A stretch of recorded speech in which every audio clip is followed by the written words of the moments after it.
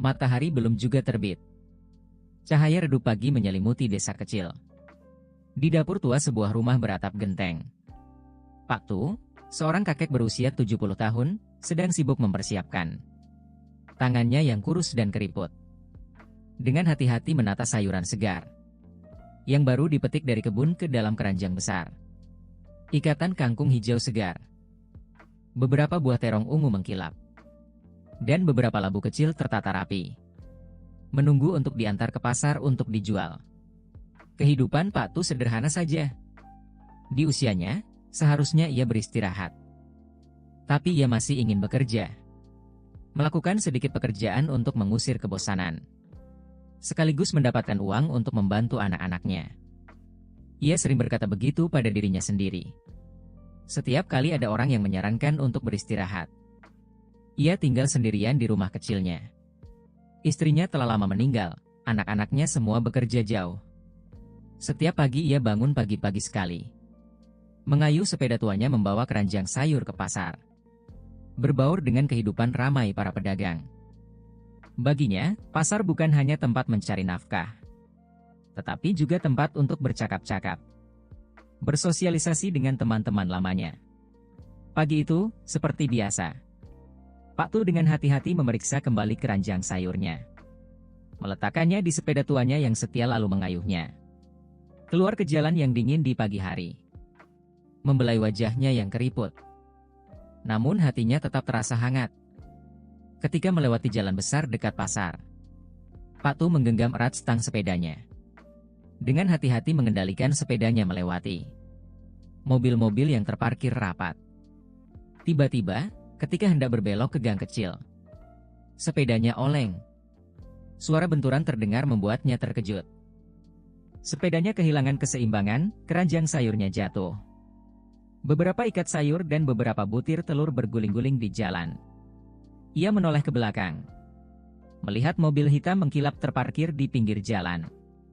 Goresan panjang terlihat jelas di badan mobil. Pak Tu terpaku sesaat. Jantungnya berdebar kencang. Bukan karena sakit, tetapi karena takut. Mobil itu tampak sangat mahal. Ia tahu dia baru saja membuat masalah besar. Ya Tuhan, kenapa harus menabrak mobil mewah ini? Ia bergumam, tangannya gemetar menyibakkan sayuran yang berserakan di tanah. Saat ia masih bingung, pintu mobil terbuka. Seorang pria muda berpakaian rapi keluar. Wajahnya penuh kemarahan. Dia melihat goresan di mobilnya lalu menoleh ke Pak Tu. "Kakek tua, apa yang kau lakukan?" Suaranya terdengar tajam, menarik perhatian orang yang lewat. Pak Tu menundukkan kepala, suaranya pelan. "Nak, aku tidak sengaja. Maaf, aku akan ganti rugi." "Ganti rugi kau pikir kau mampu? Tahu berapa harga mobil ini?" Dia memotong ucapannya. Suaranya semakin keras. Orang yang lewat mulai berhenti dan melihat pertengkaran itu. Pak Tu merasa wajahnya memerah. Malu dan khawatir. Ia buru-buru berkata, "Maaf, Nak. Sepedaku selip stang. Beritahu saja berapa biaya perbaikannya. Aku akan berusaha mengumpulkan uang untuk menggantinya." Tapi permintaan maafnya sepertinya hanya membuat pria itu semakin kesal. Dia melangkah maju dan menunjuk ke wajahnya.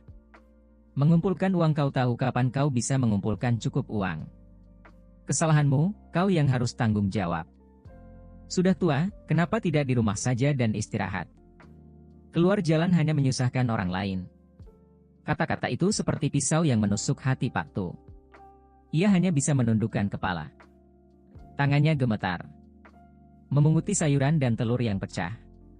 Di tengah situasi tegang, sebuah suara wanita terdengar dari belakang. "Ada apa ini ribut-ribut? Ada masalah apa? Jelaskan. Kenapa membentak orang tua seperti itu?" Semua mata tertuju. Seorang wanita anggun berpakaian rapi turun dari belakang mobil. Matanya memancarkan ketegasan bercampur ketenangan. Wanita anggun itu melangkah maju. Tas bermereknya tergantung di lengannya. Sepatu hak tingginya berketukan ritmis di jalan. Tatapannya menyapu TKP. Sebuah mobil mewah tergores. Seorang kakek kurus membungkuk, memunguti sayuran yang jatuh berserakan.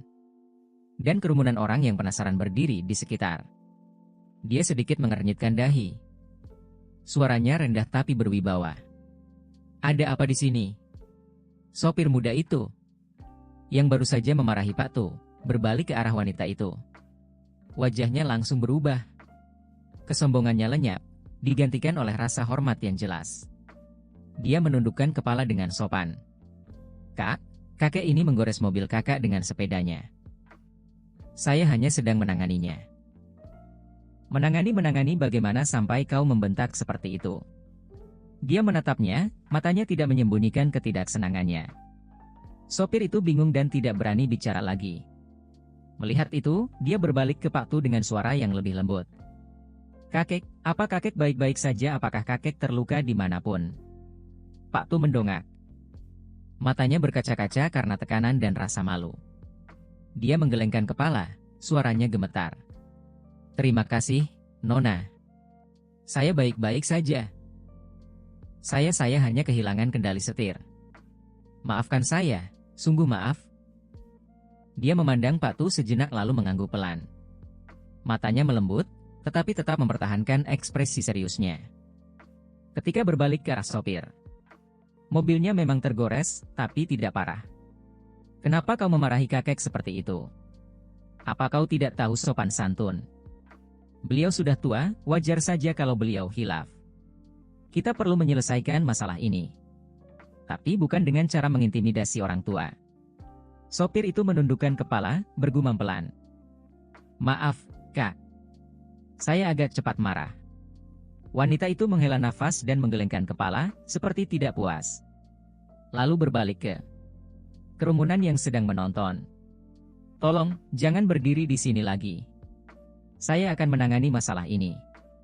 Orang-orang yang berdiri di sekitar mulai bubar. Tapi tidak ada yang benar-benar pergi. Mereka hanya mundur sedikit. Mata mereka masih tertuju pada percakapan. Dia memandang Pak Tu dan tersenyum tipis. "Kakek, tenang saja. Saya bukan orang yang suka menyusahkan orang tua. Hanya karena goresan kecil. Tapi bisakah kakek menceritakan semuanya agar saya lebih jelas?" Pak Tu menghela nafas lega. Merasa kata-kata wanita itu seperti penghiburan besar. Dia menundukkan kepala dan menjelaskan. "Pagi ini saya pergi ke pasar pagi-pagi. Sepeda saya selip stang, jadi menabrak mobil Nona. Saya tidak sengaja, sungguh tidak sengaja. Jika Nona perlu memperbaiki mobil, saya akan berusaha mengumpulkan uang untuk mengganti. Saya tahu ini salah saya." Wanita itu mendengarkan dengan saksama. Sesekali mengangguk, tetapi tidak memotong ucapan Pak Tu. Setelah mendengarkan, dia tersenyum tipis. "Kakek, tidak perlu khawatir seperti itu. Saya lihat kakek sudah sangat jujur dan bertanggung jawab. Mobil ini hanya tergores sedikit saja. Tidak perlu dibesar-besarkan." Namun, sopir muda itu masih terlihat kesal dan berkata, "Tapi, Kak, bagaimanapun juga, ini salah kakek itu. Jika kita mengabaikannya begitu saja, apa kata orang lain? Bagaimana kalau nanti ada orang lain yang merusak mobil? Lalu hanya minta maaf saja." Wanita itu memasang wajah serius, suaranya meninggi. "Cukup salah tetaplah salah. Tapi kau tidak boleh bersikap seperti itu. Saat bicara dengan kakek ini, apa kau tahu berapa usia kakek ini? Apa kau tahu apa arti menghormati orang tua?" Kata-kata tajam wanita itu membuat sopir itu terdiam. Kerumunan di sekitar berbisik-bisik. Pandangan mereka beralih dari rasa iba kepada Pak Tu menjadi kekaguman terhadap wanita itu. Seseorang dari kerumunan angkat bicara. "Wanita ini benar sekali. Sekarang jarang melihat orang yang masih menghormati orang tua seperti itu." Kepada orang tua. Pak Tu mendengar itu, hatinya merasa terhibur. Sekaligus merasa bersalah karena telah menyebabkan masalah. Ia ragu-ragu dan berkata lagi, "Sungguh terima kasih atas pengertian Nona. Tapi, bagaimanapun juga, ini salah saya. Beritahu saja berapa biaya perbaikan mobilnya. Saya akan berusaha." Sebelum ia selesai bicara, Wanita itu mengangkat tangannya, memberi isyarat untuk berhenti. Tidak perlu, kakek. Saya tidak butuh uang perbaikan mobil. Tapi, apa kakek punya anak cucu? Bisakah kakek memanggil mereka ke sini? Agar kita bisa membicarakan penyelesaiannya. Pak Tu mengangguk dan mengeluarkan ponsel lamanya dari saku bajunya. Dengan tangan gemetar, menekan nomor untuk menelepon. Suaranya pelan. Hoang, ini ayah. Bisakah kamu datang ke jalan besar dekat pasar? Ayah ada sedikit masalah, butuh bantuanmu. Di ujung telepon yang lain, suara pria muda terdengar cemas. Ada apa? Ayah baik-baik saja, aku segera ke sana. Setelah ia menutup telepon, wanita itu tersenyum dan berbicara dengan suara tenang. Kita tunggu anak kakek datang, lalu kita bicara lagi. Kakek jangan khawatir, semua masalah pasti ada jalan keluarnya. Pak Tu mengangguk pelan, hatinya perlahan merasa lebih tenang. Tapi ia tidak tahu bahwa kedatangan anaknya akan membawa sebuah kejutan besar. Untuk cerita ini, kurang dari 20 menit setelah Pak Tu menelepon, sebuah sepeda motor melaju dengan kecepatan tinggi. Pengendaranya adalah Hoang, putra tunggal Pak Tu. Hoang menghentikan motornya. Dengan cepat melepas helmnya. Dan berlari ke arah kerumunan yang berdiri di sekitar mobil mewah itu. Ayah, tidak apa-apa, ayah terluka dimanapun? Ia bertanya sambil buru-buru memeriksa seluruh tubuh Pak Tu. Wajahnya menunjukkan kekhawatiran yang jelas. Pak Tu menggelengkan kepala, suaranya sedih. Ayah baik-baik saja, hanya tidak sengaja menggores mobil orang. Ayah sudah minta maaf, tapi sopirnya bilang harus ganti rugi biaya perbaikan. Ayah memanggilmu ke sini untuk meminta bantuan. Ayah juga tidak tahu harus berbuat apa. Mendengar itu, Hoang berbalik dan melihat ke arah mobil. Goresan panjang terlihat jelas di lapisan cat yang mengkilap. Tapi yang lebih menarik perhatiannya adalah sikap tidak menyenangkan dari sopir itu. Tidak dapat menahan amarahnya, ia berkata dengan suara keras. Mobil cuma tergores sedikit. Kenapa kau mempermasalahkan hal sebesar ini? Ini ayah saya, beliau sudah minta maaf, apa itu belum cukup? Kenapa kau memarahi beliau seperti itu? Sopir itu mengerutkan kening, hendak membantah. Tapi wanita yang berdiri di sampingnya dengan cepat mengangkat tangannya untuk menghentikannya. Dia dengan tenang melihat ke arah Hoang. Matanya tajam, tetapi tetap tenang. Kau putra kakek itu? Hoang mengangguk, wajahnya masih menunjukkan kemarahan, lalu menjawab. Ya, saya putra beliau. Masalah ini memang salah ayah saya. Tapi sopir Nona bersikap keterlaluan. Apa Nona pemilik mobil ini? Jika Nona mau memperbaiki mobil, saya siap mengganti biayanya. Tapi saya tidak terima mereka membentak ayah saya. Wanita itu tersenyum tipis. Senyumnya lembut, namun menunjukkan kecerdasannya. Dia berkata, tenanglah. Saya pemilik mobil ini, bukan sopir itu. Saya sama sekali tidak bermaksud untuk membentak kakekmu. Kakekmu sudah sangat tulus meminta maaf. Dan saya rasa, ini masalah besar yang perlu diributkan. Kata-katanya seperti siraman air dingin yang menenangkan amarah Hoang. Dia terdiam, menatap wanita itu dengan tatapan menyelidik, lalu mengangguk. Jika begitu, saya ucapkan terima kasih. Tapi ayah saya tetap akan bertanggung jawab. Kami akan mengganti biaya perbaikan mobil Nona. Pak Tu buru-buru menarik tangan putranya. Suaranya penuh kekhawatiran. Hoang, ayah sudah bilang kalau ayah tidak sengaja. Nona ini juga tidak mempersulit ayah, jangan terlalu tegang. Tapi Hoang tetap bersikap serius. Ia berbalik dan memandang wanita itu dengan tatapan penuh tekad. Ayah saya sudah berbuat salah. Dan saya tidak mau ayah saya dicap buruk. Karena membuat masalah lalu tidak mau bertanggung jawab. Beritahu saja berapa biaya perbaikannya, saya akan tanggung semua. Wanita itu tersenyum tipis dan menggelengkan kepala. Kau tampaknya orang yang jujur dan bertanggung jawab. Tapi saya tegaskan lagi, ini tidak perlu. Goresan ini tidak seberapa, tidak perlu diperbaiki. Yang lebih penting, sikap orang-orang di sini yang perlu dibicarakan. Dia berbalik dan melihat ke arah sopir, tatapannya menjadi dingin. Kau tahu betul. Kalau saya tidak suka orang yang bersikap tidak sopan. Sudah berapa kali saya bilang. Jangan pernah bersikap arogan kepada orang tua. Kau mengecewakan saya. Sopir itu menundukkan kepala, tidak berani bicara lagi. Suasana di sekitar menjadi hening. Tiba-tiba wanita itu berbalik dan melihat ke arah Pak Tu. Lalu dengan lembut membungkuk dan memunguti sayuran yang jatuh. Ini adalah hasil kerja keras kakek. Biar saya ganti rugi telur dan sayuran kakek yang rusak. Pak Tu buru-buru melambaikan tangan dan menggelengkan kepala. Tidak perlu, Nona. Saya sudah menggores mobil Nona. Sekarang Nona malah memberikan kompensasi kepada saya, rasanya tidak pantas. Tapi dia tetap bersikeras.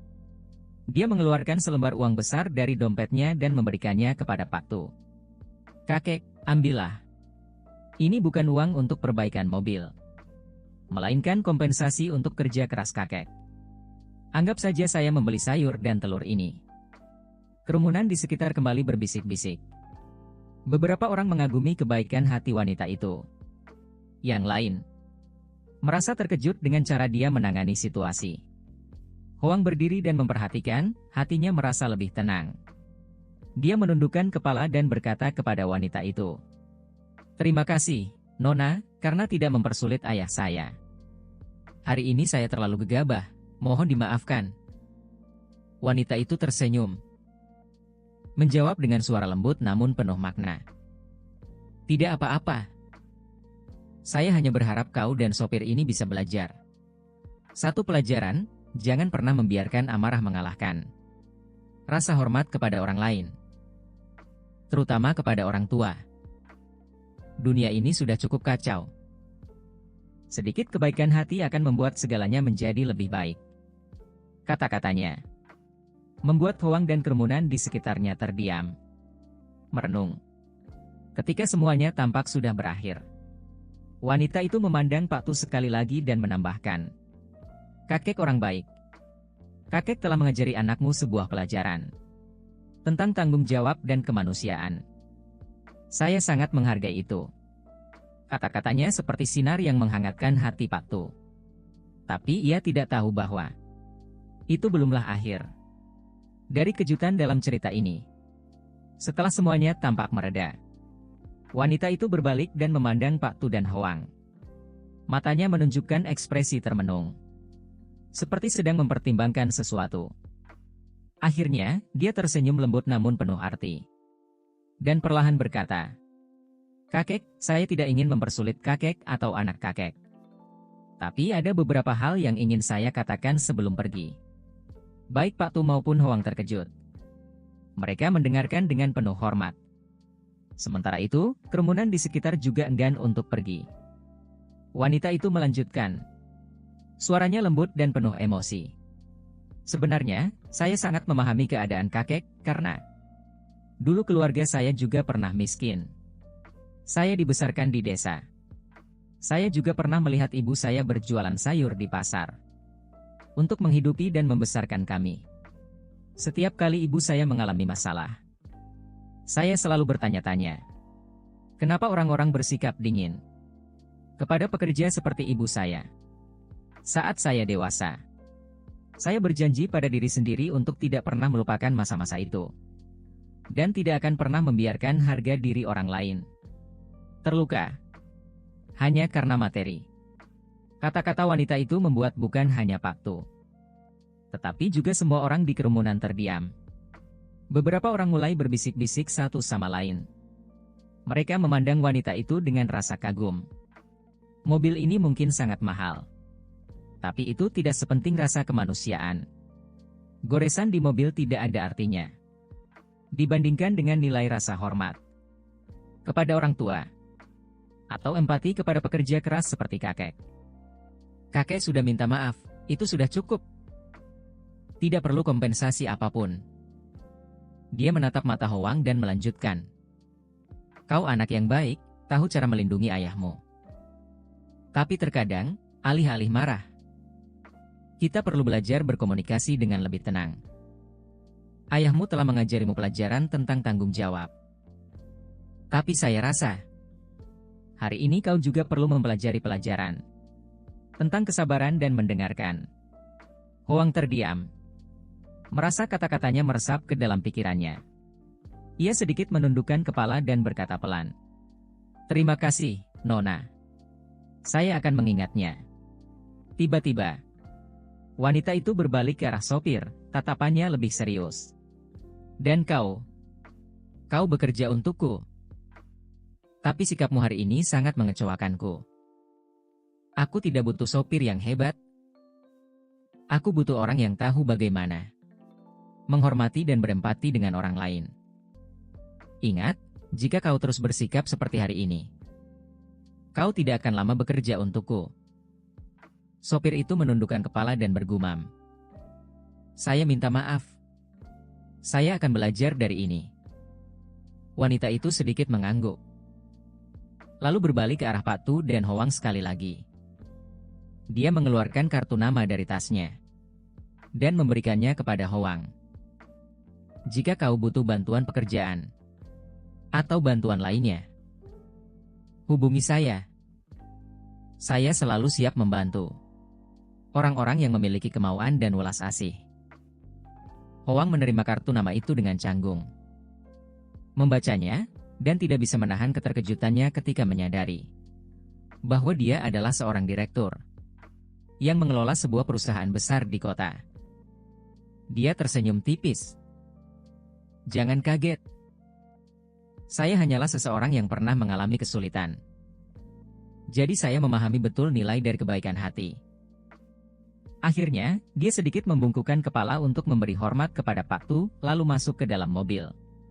Sebelum menutup pintu, dia menambahkan, Kakek, saya harap hidup kakek akan selalu lancar. Jaga kesehatan dan teruslah hidup sebaik yang kakek lakukan. Mobil itu perlahan-lahan melaju meninggalkan tempat kejadian. Kerumunan mulai bubar. Tapi tatapan mereka masih tertinggal, penuh kekaguman terhadap wanita yang baru saja pergi. Pak Tu melihat kartu nama di tangan Hoang, menghela nafas lega dan tersenyum. Kau lihat di dunia ini masih banyak orang baik. Dia sungguh orang yang pengertian. Hoang mengangguk, matanya penuh rasa hormat. Ia tiba-tiba menyadari bahwa hidup bukan hanya tentang tanggung jawab dan tekanan, tetapi juga tentang welas asih dan pelajaran berharga dari orang-orang yang kita temui secara kebetulan. Ketika mobil mewah itu menghilang di ujung jalan, suasana terasa lebih tenang. Pak Tu masih berdiri di sana. Matanya mengikuti arah kepergian wanita itu. Hatinya dipenuhi rasa syukur dan kelegaan yang tak terlukiskan. Hoang berbalik. Dengan hati-hati memunguti sayuran yang masih berserakan di tanah. Dan berkata dengan suara yang lebih lembut daripada sebelumnya. Ayah, hari ini aku salah. Aku terlalu gegabah, tidak memikirkan perasaan ayah. Kalau bukan karena dia, aku khawatir semuanya akan menjadi lebih buruk. Pak Tu tersenyum lembut, matanya penuh kasih sayang. Baguslah kalau kau menyadarinya. Tidak selalu. Kita harus menggunakan nada keras untuk menyelesaikan masalah. Terutama ketika kita belum memahami lawan bicara kita. Hoang menunduk dan terdiam, berpikir. Sepertinya, dia tidak hanya mempelajari satu pelajaran dari wanita itu, tetapi juga menyadari pentingnya ketenangan dan rasa hormat dalam setiap situasi. Orang-orang di sekitarnya sudah mulai pergi. Tapi cerita tentang Pak Tu dan wanita itu masih menjadi topik perbincangan. Seorang nenek penjual di dekat situ memandang Pak Tu dengan tatapan simpati. Anda beruntung bertemu orang baik. Saya tinggal di sini sudah bertahun-tahun. Jarang melihat orang kaya yang sebaik dia. Jika masyarakat ini memiliki lebih banyak orang seperti dia, hidup akan jauh lebih mudah. Seorang pria lain menambahkan. Benar, dia tidak hanya mengajari sopirnya cara menghormati orang lain, tetapi juga membuat orang-orang yang menyaksikan seperti kita ikut merenung. Kata-kata itu membuat Pak Tu merasa tersentuh, sekaligus malu. Dia mengangguk kecil tanda terima kasih, lalu kembali ke Hoang. Ayo, nak, bantu ayah mengumpulkan sayurannya. Anggap saja masalah ini selesai.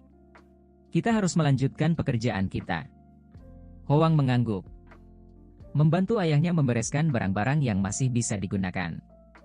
Meski begitu, dalam hatinya ia terus memikirkan tentang kartu nama yang ditinggalkan wanita itu. Malam itu, ketika dua ayah dan anak itu duduk di depan meja kayu tua di rumah kecil mereka, Howang mengeluarkan kartu nama itu dan melihat lagi nama wanita itu, Nguyen Tan Ha, Direktur Eksekutif Grup Anduong.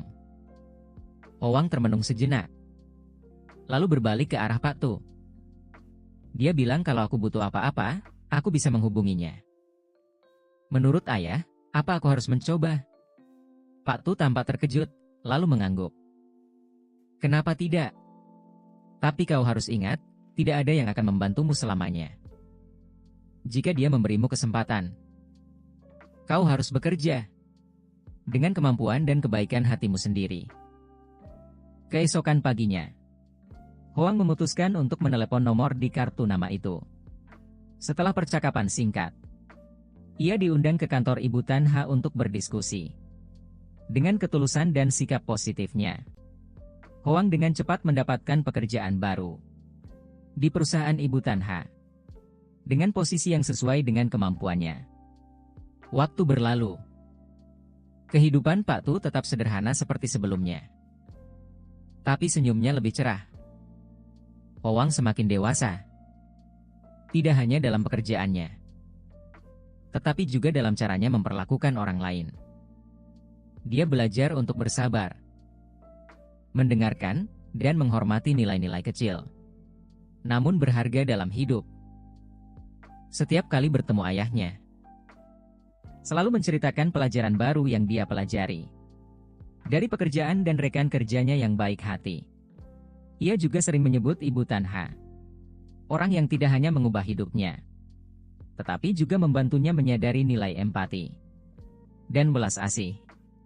Cerita tentang wanita bangsawan itu, kakek penjual sayur, dan sopir itu perlahan menjadi anekdot yang diceritakan di pasar. Semua orang menyebutnya sebagai pelajaran tentang kemanusiaan, tentang berperilaku beradab, dan tentang kebaikan hati. Pada suatu pagi yang damai, ketika Pak Tu sedang duduk di teras rumahnya, menyesap secangkir teh hangat, dia tiba-tiba tersenyum ketika melihat sebuah mobil berhenti di depan gang. Orang yang keluar dari mobil itu tak lain dan tak bukan adalah Ibu Tan Ha. "Ciao kakek, saya mampir sebentar." Pak Tu mengundang dia masuk rumah, kegembiraan terpancar di wajahnya. Mereka duduk bersama dan berbincang tentang kehidupan, tentang hal-hal sederhana namun indah. Sebelum pergi, Ibu Tan Ha meninggalkan sepatah kata yang selalu diingat oleh Pak Tu. "Tahukah kakek, kebaikan hati itu seperti benih. Jika kita menaburnya di tempat yang tepat, ia akan tumbuh dan menyebar."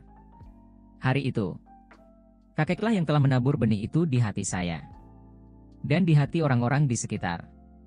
Pak Tu duduk diam, memandangi sosok Ibu Tan Ha yang perlahan menghilang. Dalam hatinya, dia merasa hangat yang aneh. Mungkin, sesulit apapun hidup ini, selama kita masih bisa mempertahankan kebaikan hati dan welas asih, semuanya akan menjadi lebih baik. Cerita ini bukan hanya sebuah insiden kecil, melainkan bukti bahwa dalam masyarakat yang ramai ini, welas asih dan rasa hormat akan selalu menjadi nilai-nilai yang tak tergantikan. Dan jika semua orang tahu cara menabur benih kebaikan, dunia ini akan menjadi lebih indah setiap harinya.